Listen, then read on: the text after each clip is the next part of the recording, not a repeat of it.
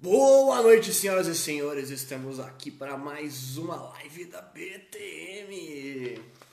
Hoje vai ser meio rápida a live, porque eu daqui a 2 horas estou indo para Florianópolis, que vai ter uma palestra amanhã.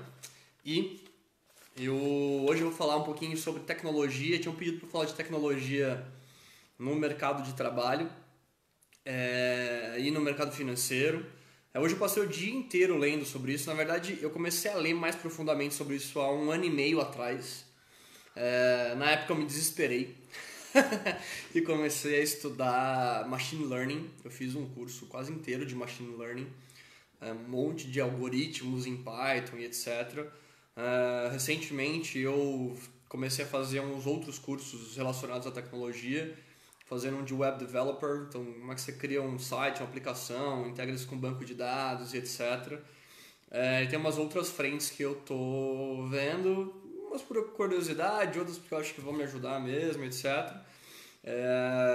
Mas recentemente tem uma tendência muito forte de uso de tecnologia em várias frentes e no mercado financeiro também. Eu vou comentar um pouquinho sobre isso. Eu ia organizar a informação, mas eu tenho um problema que quando eu começo a ler mesmo. Então eu passei hoje, acho que umas 6 horas lendo e anotando um monte de coisa. Eu não consegui organizar ainda, mas eu vou falar um pouquinho. Eu tô com minha colinha aqui. Vou fazer que nem o Faustão. Louco bicho! Quem sabe faz live ao vivo, né, meu? Agora são 19 horas e 34 minutos, meu. Vamos lá. Então, cara, eu queria passar uns dados muito malucos que são meio assustadores. Depois a gente começa a falar de o que está acontecendo no mundo, né? E que tipo de consequências as coisas podem ter. Tem uma pesquisa que o McKinsey Global Institute, que é um instituto global da McKinsey, uma consultoria internacional, eles fizeram um estudo sobre mercado de trabalho. Esse estudo foi feito em 46 países, em 800 ocupações. E os caras chegaram à conclusão de que a automatização por robôs vai tirar 800 milhões de posições de trabalho até 2030. 800 milhões de posições de trabalho. Sendo que 20 milhões dessas posições são nos Estados Unidos. E aí eles falam que... Aliás, desculpa. 39 a 73 milhões nos Estados Unidos. É uma margem de erro meio grande aqui, né? Mais de 20 milhões dessas podem ser realocadas com certa facilidade. Então, a gente tem uma preocupação grande, vocês vão ver depois que eu começar a falar, com o que está acontecendo de automatização no mundo. Isso está acontecendo em muitas frentes de conhecimento. Mas aí o pessoal vai falar, não, mas putz, já teve isso, teve revolução industrial, já teve revolução digital, etc. O que acontece é que você destrói um monte de trabalhos, mas constrói outros trabalhos. Isso é verdade, vai ter uma certa realocação. O problema é que às vezes na transição você tem uma série de conflitos ou disrupções, né, do mercado, e o negócio que está acontecendo é que a velocidade está sendo muito alta. Então essa é uma preocupação que a galera está tendo, tá? Então tem uns outros dados muito loucos que eu peguei aqui, que eles estão falando num outro estudo aqui, que 35% das habilidades que a gente considera que são importantes hoje vão ter mudado nos próximos 5 anos. Então, grosso modo, dá para você pensar que 1/3 do que você sabe hoje que é importante para o mercado de trabalho, daqui 5 anos não vai ser mais. Então, aquele conceito de, não, porque eu estudei minha vida toda, eu tive uma fase de aprendizado, eu fiz faculdade, fiquei lá 5 anos da faculdade, agora eu estou formado, acabou? Esquece. Já era. O mundo mudou, as coisas estão mudando muito rápido. Daqui 5 anos, que é o período de uma graduação, 1/3 das habilidades já não vão ser mais as mesmas que você vai precisar para ir mandar bem no mercado de trabalho. Pense em quem está começando a graduação hoje. A pessoa vai começar a estudar uma série de coisas na graduação e talvez, vamos pensar que é proporcional, 1/3 disso não vai ter validade mais na hora que ela se formar. Um negócio incrível de você pensar, né? E 60% dos empregos vão ter 30% das atividades automatizadas. Então, cara, a gente está falando de que mais de metade das pessoas do mundo vão ter as suas atividades automatizadas em algum momento. E o que a pessoa vai fazer? Essa é a dúvida, né? Deixa eu fazer só um negócio que eu acho que vai melhorar para vocês aí. Você deve estar ouvindo o áudio do meu microfone do celular, mas eu vou colocar um outro microfone que eu acho que vai ficar melhor. Me fala se melhorou na hora que eu colocar aqui, ó. 1, 2, 3, foi. Tá mais limpo o áudio para quem tá ouvindo aí? Dá um joinha ou um não joinha aí para mim nos comentários, por favor. Alguém? Um joinha ou não joinha? Puta, que bom. Valeu. Microfoninho top esse aqui. Tô com lapelinha. Aí fica melhor, fica bem mais focado. Legal. Então, cara, o negócio é que, assim, tá rolando uma onda de automatização bizarra e as pessoas, as empresas e as faculdades e ninguém tá muito preparado para isso, tá? Inclusive, as empresas estão tendo dificuldade de contratar pessoas que trabalham bem com tecnologia e etc. Então, um dos dados que eu peguei aqui também foi de um instituto que fala sobre inteligência artificial, chama Element AI, na verdade, Element AI, que é Artificial Intelligence. Os caras falaram que tem só 22 mil pessoas no mundo que têm skills para fazer algo sério em relação à inteligência artificial. E teve uma notícia recente de que... deixa eu ver que eu perdi na minha cola aqui. De que a Oracle fez uma oferta de 6 milhões de dólares por ano para um cientista de dados de inteligência artificial e trabalhar lá. Só para você ter uma ideia, a CEO da empresa, tem um pacote de 41 milhões por ano. Então, cara, é proporcionalmente alto isso em relação ao salário do CEO, essa pessoa que está trabalhando com inteligência artificial. As pessoas estão brigando por esses funcionários porque eles não existem, tá? Beleza, qual que é a historinha da coisa? Vamos começar do começo aí.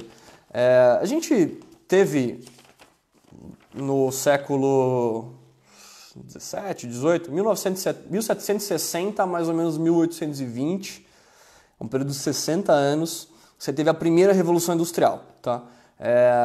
E a primeira Revolução Industrial aconteceu com a máquina a vapor. Antes você tinha um trabalho que era muito manual, as pessoas iam lá e construíam as coisas na mão, todas as fábricas eram manuais, você tinha lá os ateliês, etc. E, cara, surgiu a máquina a vapor e começou a automatizar não, né? Mas você começou a ter uma força diferente trabalhando nas fábricas, isso mudou muito a dinâmica das fábricas e as coisas começaram a funcionar de um jeito diferente. A partir de 1850, mais ou menos, até 1940, de novo, quase 100 anos, 90 anos esse movimento, você teve a segunda Revolução Industrial, que foi uma revolução que aconteceu com a energia elétrica. Então você tinha lá a máquina a vapor, que conseguia tocar as fábricas, isso proporcionou, por exemplo, você ter um trem a vapor e coisa do tipo, e depois passou a ter o motor elétrico funcionando nas indústrias, que para quem fez engenharia deve ter visto lá o motor trifásico. Você consegue fazer um motor elétrico rodar, ele tem uma como é que fala? Quando você não joga energia fora...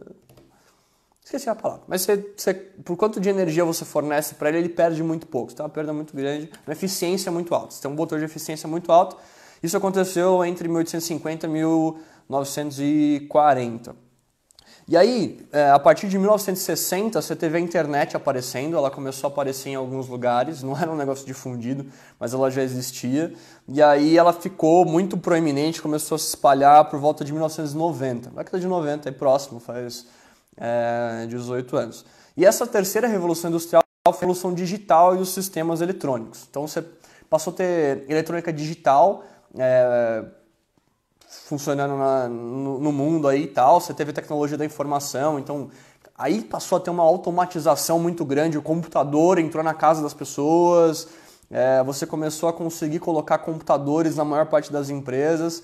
É inimaginável pra gente pensar isso hoje, mas na década de 80 era difícil ter um computador numa empresa, né? Um pouco antes disso daí, porque era grande, não tinha o PC, enfim.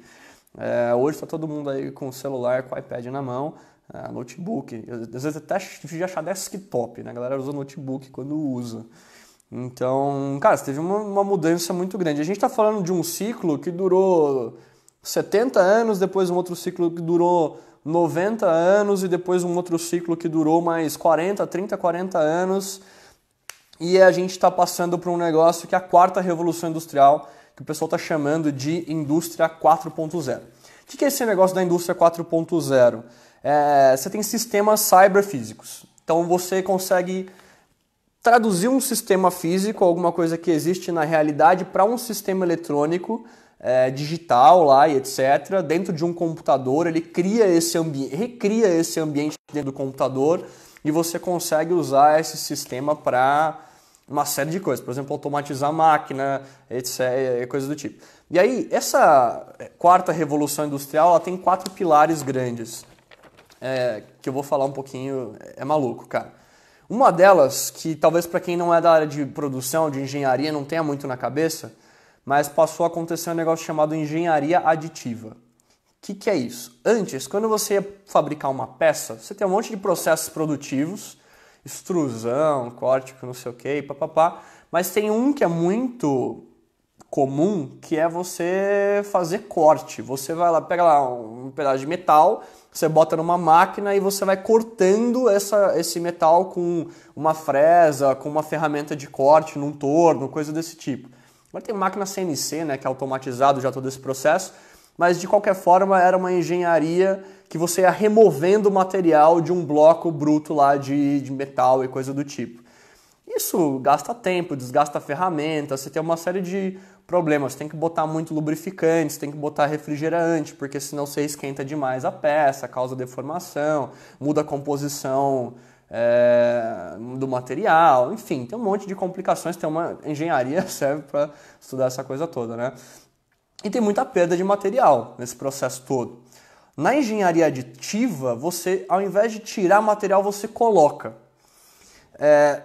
Isso começou a surgir com a impressão 3D. O pessoal começou a conseguir fazer impressão 3D de plástico. Não sei se você já viu uma impressora 3D, mas ela vai andando assim, ela vai jogando material, e esse material vai se depositando e você consegue montar uma peça, um componente lá. E agora o pessoal está desenvolvendo métodos para você fazer isso com metal. Então você faz uma impressão 3D de um negócio metálico. Eu vou postar um link aí nos comentários. Depois que terminar a live, vocês dão uma olhada nisso daí. Não vai ver agora, hein? Presta atenção no que eu estou falando, depois você vê. E aí você consegue, com isso... Eu sempre tenho dificuldade de comentar nesse negócio. Deixa eu ver aqui, se eu trocar para eu mesmo, eu consigo. Não consigo. Depois que eu terminar a live, eu boto aí. Mas aí você vai, sei lá, é um pó que você vai jogando e vai colocando um treco lá e vai surgindo a peça. Isso tem duas coisas. Primeiro é que você não precisa tirar material. Então você tem uma perda muito menor de material. E a segunda é que como você está colocando e não tirando, você consegue fazer uns formatos diferentes. Então, imagina como é que você faria uma peça que tem um canal fechado por dentro.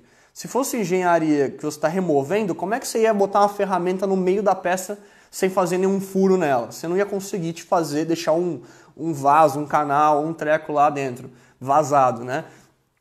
Quando você está adicionando material, você simplesmente vai desviando daquela região e consegue deixar um buraco lá no meio de uma peça. Então assim, você consegue criar geometrias que não existiriam antes por causa da engenharia, do jeito que ela funcionava. Então, cara, é um negócio mega disruptivo na indústria de peças e coisas do tipo. A segunda coisa que está acontecendo na indústria 4.0 é um negócio chamado IoT, que é Internet of Things. Esse negócio de Internet of Things é o seguinte... você começou a conseguir colocar sensores em equipamentos, que é um negócio já antigo.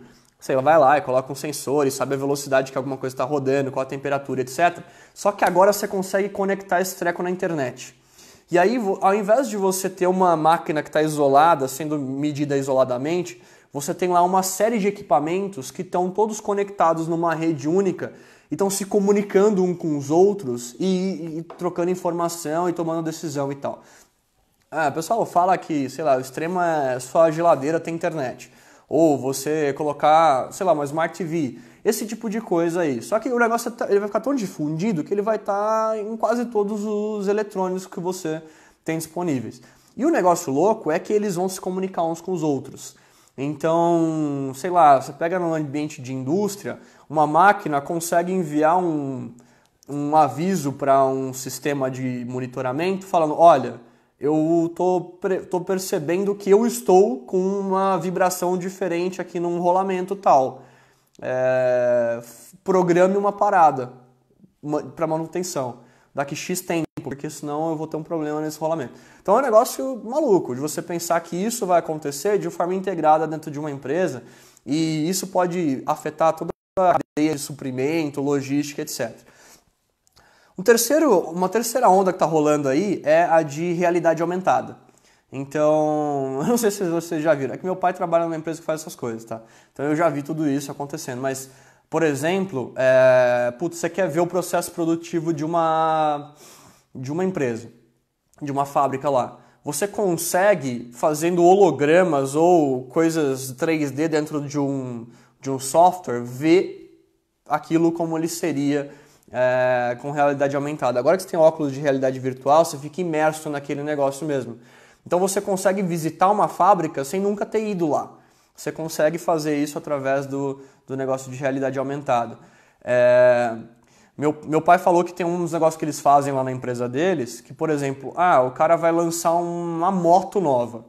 Não sabe como é que essa moto vai fazer. Os caras vão lá e fazem um projeto no computador e conseguem ver em tamanho real, no meio da sala, assim, com um aplicativo que tem no celular. Então, para você fazer design de interiores, imagina se você pudesse entrar na sala da sua casa, como ela vai ficar antes de você gastar dinheiro com a decoração dela. Coisas disruptivas em vários cenários, tá? E o quarto, é inteligência artificial. O que é inteligência artificial? Você consegue criar algoritmos que aprendem e eles tomam decisões com esse aprendizado. Uma das subdivisões disso é o que o pessoal chama de machine learning, que é a máquina que aprende. Então você vai lá e programa um algoritmo, esse algoritmo vai aprendendo com o tempo e ele consegue fazer uma série de coisas. Então, o que é muito louco dessa quarta revolução industrial ou da indústria 4.0? É que antes as frentes de trabalho elas iam operando de forma separada. Então você teve a máquina a vapor, aí você teve o motor elétrico, aí você teve a internet. Agora, as frentes de trabalho dessas quatro grandes ondas e mais umas outras, elas estão se desenvolvendo ao mesmo tempo, estão se conectando. Então você vai ter alguma coisa de inteligência artificial que está coletando dado de alguma coisa que está lá no IoT, conectado na internet, na rede, está alimentando esses dados e vai dar algum input para uma máquina de engenharia aditiva. O negócio está começando a ficar mais intrincado, as coisas estão acontecendo a uma velocidade bizarra. O Rafael está perguntando aqui, Internet of Things não pode vir a se tornar uma nova tendência de canal de marketing? Cara, eu não sei como que você pensou, mas assim, acho que o negócio legal do que está acontecendo no mundo é que as pessoas estão tendo criatividade para usar essas coisas para tomada de decisão em várias frentes. Por exemplo, Internet of Things eu não sei, eu não consigo pensar ainda numa forma disso acontecer, tá? Mas, por exemplo, inteligência artificial com certeza. Inteligência artificial com certeza. Imagina se você pudesse, com um algoritmo, fazer toda a segregação de público, que é um negócio mega difícil de você fazer, conseguir entender melhor o seu público, como ele reage às coisas, em que coisas que ele clica, no que ele gosta de comprar, baseado em uma série de dados que ele está te fornecendo na internet, por exemplo, via feed de Twitter, ou via feed de Facebook, stories no Instagram. Você consegue saber se a pessoa está bem-humorada, se ela está mal-humorada, para você fazer uma oferta de um produto, por exemplo. Então dá para você viajar na maionese e fazer uns negócios muito loucos. O desenvolvimento não é simples, mas as tecnologias estão aparecendo, se tornando mais disponíveis. No meio dessa brincadeira toda, tem um monte de outras coisas rolando. Por exemplo, no meio financeiro, blockchain. Blockchain é uma estrutura que você consegue usar descentralizada de servidores e computadores para fazer validação de operações via internet. Então você tem lá um monte de servidores, tem um negócio matemático por trás, mas você faz uma transação, esses servidores vão validar essa transação e não tem ninguém centralizando a informação fica espalhada nesses vários servidores, de forma que para alguém fraudar o sistema, ela teria que fraudar a maior parte desses servidores, que são milhares. E hoje não existe poder computacional para fazer isso, por isso o pessoal fala que é praticamente impossível de você fraudar um sistema de blockchain. E o blockchain, hoje é a base para muitas criptomoedas, que é um negócio que tem surgido aí, surgido não, né? Tem tido bastante repercussão no mercado financeiro, mas esse negócio serve para muitas outras coisas. Por exemplo, você poderia usar blockchain para rastrear o caminho que um produto está percorrendo numa cadeia de produção, de logística. Você poderia usar blockchain para validar contrato. Isso vai afetar o trabalho, por exemplo, de um pessoal de direito. Você poderia usar blockchain para validar uma assinatura. E aí você não precisaria de um cartório. Então tem uma série de aplicações para a tecnologia que não vão impactar só a indústria na qual ela está sendo desenvolvida. As pessoas estão começando a enxergar aplicações disso para outras coisas e elas estão se combinando de um jeito muito poderoso. Assistente Siri em celular, smartwatch, etc. Canais, por exemplo. Pode ser. Concordo, eu só acho que só tem um negócio, e aí é um debate que eu ia deixar para o finalzinho aqui, mas que tá surgindo um debate ético muito grande. Por exemplo, tem alguns carros que estão implementando uns sistemas em que ele fica filmando o motorista e tem um algoritmo de inteligência artificial ali que consegue perceber quando o rosto daquela pessoa está com feições de que ela está para dormir. E aí você vai lá e toca uma buzina, mexe o banco, sei lá, faz alguma coisa para o motorista que está prestes a dormir acordar. Tem gente que fala que dá para você fazer isso para fazer reconhecimento facial e saber qual que é o humor da pessoa, para saber se você vai fazer uma oferta para ela comprar um produto ou não. Agora, tem toda uma questão ética. Você quer ficar sendo observado o tempo todo? Você quer que o seu dado esteja acessível para alguém que está fazendo marketing? Ou para alguém que está tentando te vender alguma coisa, e aí você começa a entrar num debate ético, de privacidade, etc., que hoje é bem complicado, está rolando em várias frentes também, mas é bem complicado, as pessoas não sabem muito bem como é que isso vai acontecer. Inclusive tem um negócio muito interessante, que se fala sobre essa questão de segurança, ética, etc. Você tem algoritmos de inteligência artificial tomando decisões em muitas situações. Você imagina que algum algoritmo de inteligência artificial vá lá e faça algo ilegal, ilícito, ele cometa um crime. Quem vai ser responsabilizado pelo crime que aquele algoritmo cometeu? São coisas bem tênues aí que as pessoas ainda não sabem muito bem como lidar. E tem um outro negócio que está aparecendo agora, que inclusive é uma tendência de carreiras que vão surgir, que é cibersegurança. Então, por exemplo, o Uber teve a sua base de dados invadida. As pessoas roubaram dados do Uber. Aconteceu com várias outras empresas. Então, cara, você tem seus dados bancários conectados nas coisas, enfim, seu rosto, você tem uma Smart TV que pode ser invadida por um hacker e ele ficar filmando a sua casa. Então começa a surgir uma série de problemas que vão demandar profissionais em áreas que ainda não existem profissionais para elas. E aí a dinâmica do mercado de trabalho vai mudar muito. Não sei se vocês já viram, mas, por exemplo, você pega um cara tipo Mark Zuckerberg, tem vários vídeos dele falando dentro do Facebook, e ele tem um adesivinho na câmera do notebook dele. Porque as pessoas podem entrar naquilo lá, no computador dele, hackear a câmera dele e ficar observando o que ele está fazendo. Ele deve ter um monte de informação sigilosa, privilegiada dentro do Facebook, e ele não quer correr esse risco de segurança. Então, assim, surge um monte de outras questões aí, éticas e de cibersegurança e tal.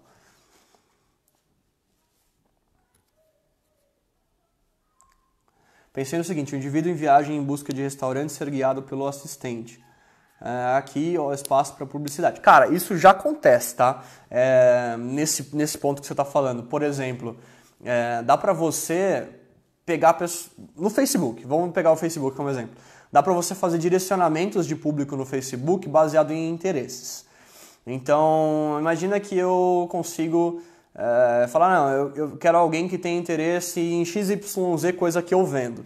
E aí você consegue pegar pessoas que estão fora da sua cidade natal, ou que estão fazendo um deslocamento, ou você consegue pegar pessoas que estão na região em que você está. Então, tem uma série de direcionamentos lá que você já consegue saber isso. E como é que você sabe que a pessoa está viajando e não está na casa dela? Pelo GPS do celular.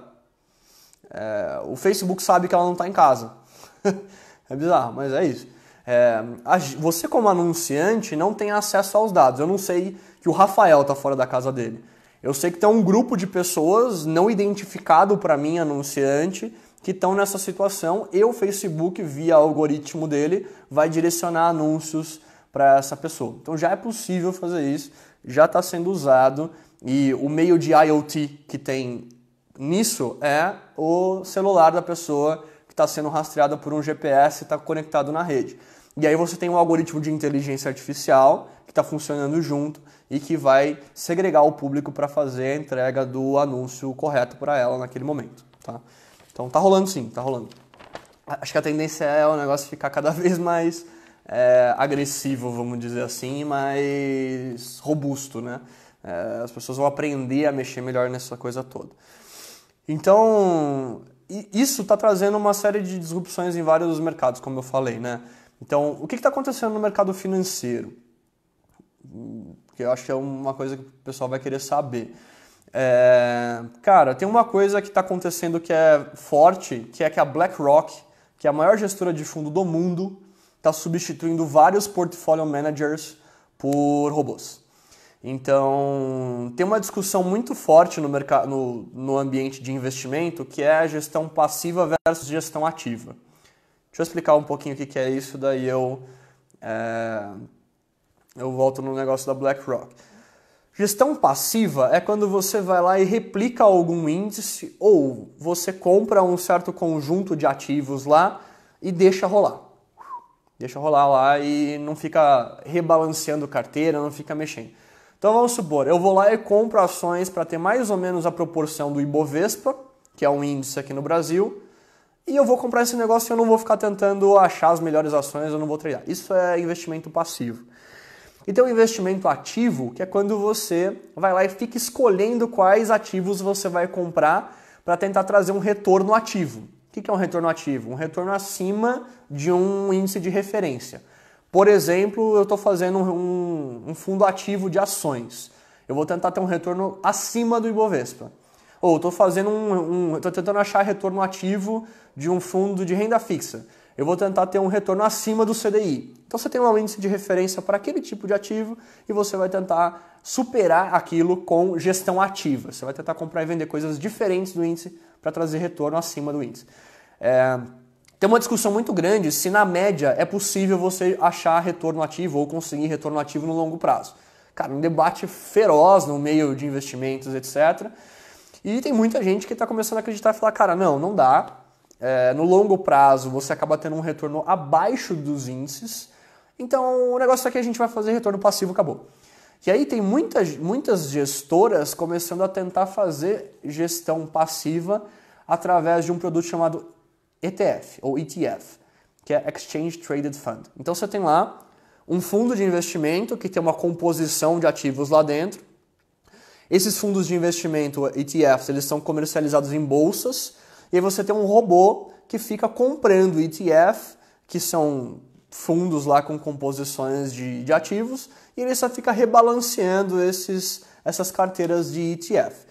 Então essa é uma coisa que está acontecendo em larga escala no mundo. A BlackRock, que é a maior gestora do mundo, está começando a mandar a gente embora para usar robô que faz trade via ETF. Então um negócio que tem um potencial de causar uma diferença gigante no mercado de investimento.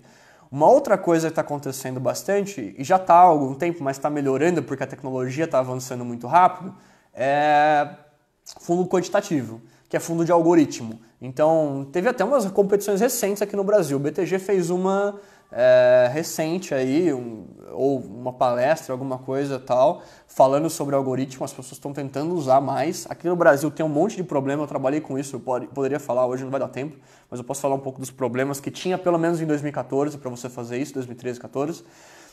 Mas as pessoas estão retomando isso, estão tentando investir, estão tentando crescer. Nos Estados Unidos já tem fundo de quant que consegue usar algoritmo de leitura de linguagem humana.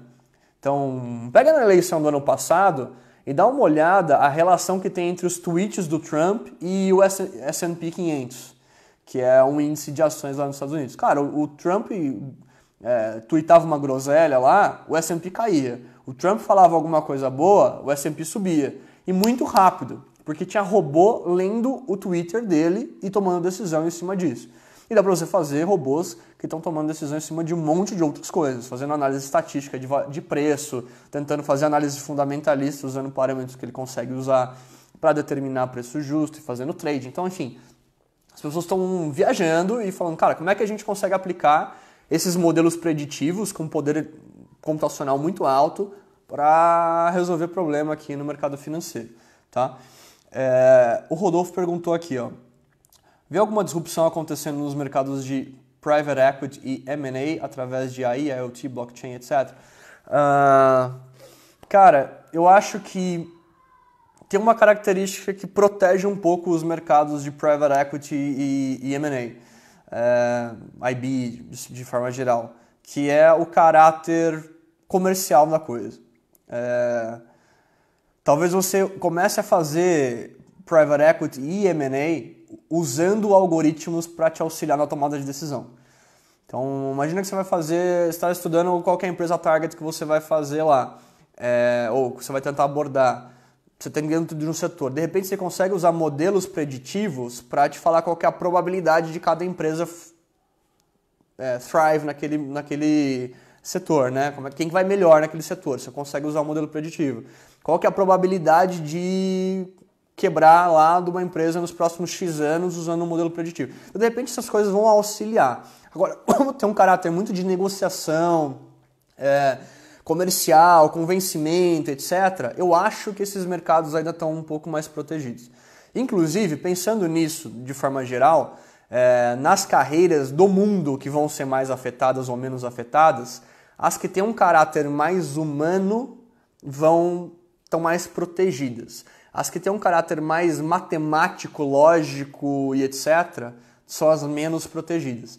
Então, sei lá, quando você tem coisas que envolvem comunicação, quando você tem coisas que envolvem negociação, empatia, criatividade, leitura de contexto, essas coisas são coisas que o homem faz bem e a máquina ainda não faz.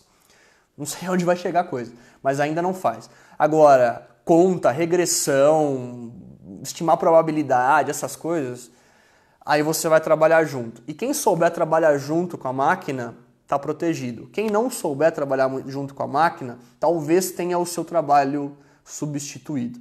Tá? Então, acho que essas coisas é o que vão acontecer.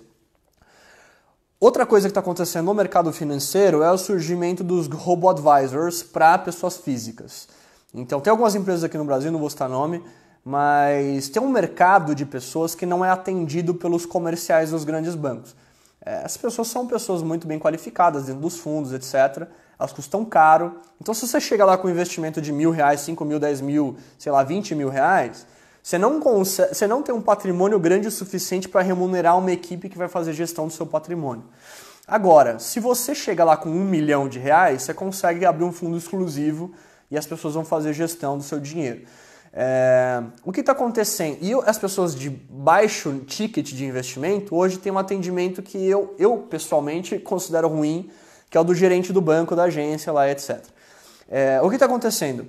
As pessoas estão conseguindo criar um atendimento que é melhor do que o do gerente do banco, porém não tão personalizado quanto é o do cara do comercial de um private banking, através de algoritmo. Você coloca lá uma série de dados sobre você, a minha idade é tanto, a minha renda é tanto, eu tenho tanto de custo mensal, eu pago tanto de aluguel, blá blá blá. Você bota um monte de dado lá, o robozinho vai te fazendo um monte de pergunta, e ele fala, olha, para o seu perfil, o ideal é você ter essa composição de carteira aqui de investimento.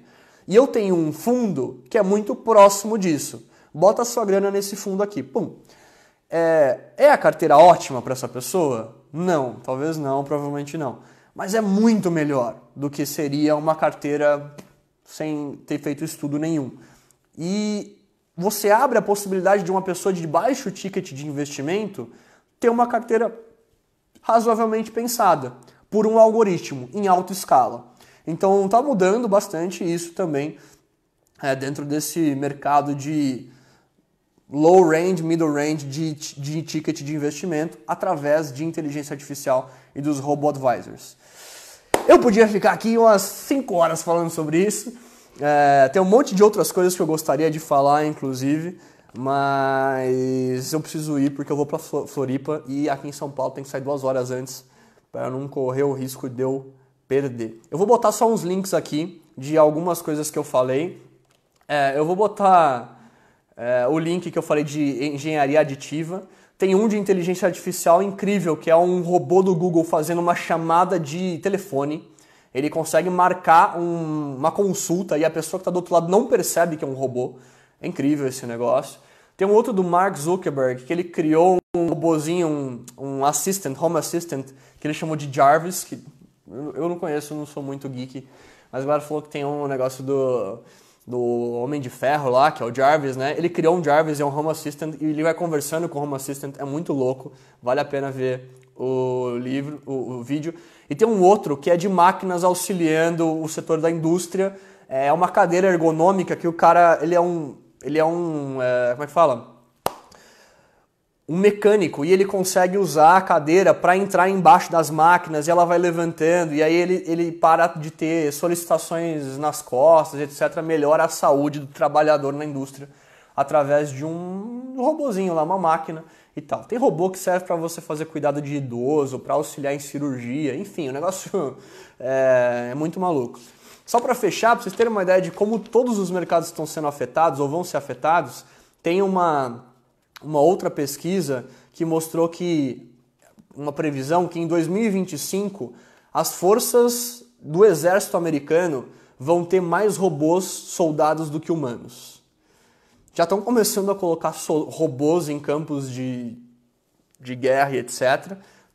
Tem alguns humanoides que eles estão testando. Aí testam um humanoide tanto para resgatar uma pessoa que, sei lá, está numa área que sofreu uma avalanche que ninguém consegue chegar, até criar um soldado, um robô soldado lá para botar na guerra. Então o negócio é muito maluco e, não adianta, você pode pensar o que você quiser, pode ser que tenha alguma ameaça surgindo aí dessa revolução 4.0. Acho que o que é importante ressaltar disso tudo o mundo está mudando numa velocidade muito rápida e não dá para ficar sentado aí no pudim, cara. Tem que ter atitude, você tem que estudar o tempo todo, você tem que botar lá uma rotina de estudos, você tem que botar uma rotina de se manter atualizado. E assim, vai sobreviver quem tiver ligado.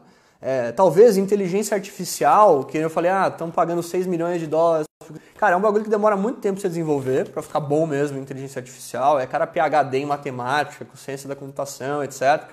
Dá para você aprender o suficiente para conseguir entender o que está por trás e sobreviver. Eu sei o suficiente hoje, não consigo aplicar, mas quando tem um algoritmo do Facebook ou não sei o que, eu entendo o que está por trás.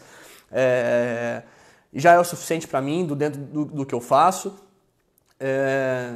Mas qual que vai ser a próxima tendência? Qual que vai ser a próxima carreira proeminente aí? Se você estiver dormindo no ponto, você não vai perceber. Normalmente a gente não percebe quando a gente está passando por uma revolução. A gente só percebe quando ela já passou. Eu costumo dizer que quando eu entrei na faculdade, em 2008, não tinha smartphone. Não tinha smartphone. Não tinha um Waze, não tinha GPS. Eu usava um livro para conseguir andar aqui em São Paulo. Era um mapa impresso num livro. Você tinha que conectar a página 42B com a 55J para conseguir achar a continuidade da rua. É tipo um bagulho louco. E agora você vive grudado. Se você pegar minha irmãzinha que tem 9 anos, cara, a desenvoltura dela com a tecnologia é bizarra. Então, assim, fique esperto, porque senão você vai dormir no ponto e só vai perceber a hora que o negócio estiver na sua vida e aí vai ser tarde demais. Beleza? Falou. Uma coisa. Esse é o tema da palestra de Floripa amanhã. Então, tem aí um cheirinho, um glance. Eu vou gravar a palestra, depois eu posto ela aqui também ou no nosso canal do YouTube. Então, fique esperto aí. Amanhã vai estar tudo mais organizado, mais bonito. Eu vou criar um clímax e tal. E aí eu gravo a palestra lá em Floripa e trago para vocês verem no nosso canal do YouTube. Beleza? Valeu. Desculpa sair correndo, mas hoje tá foda o negócio aqui. Boa noite. Falou.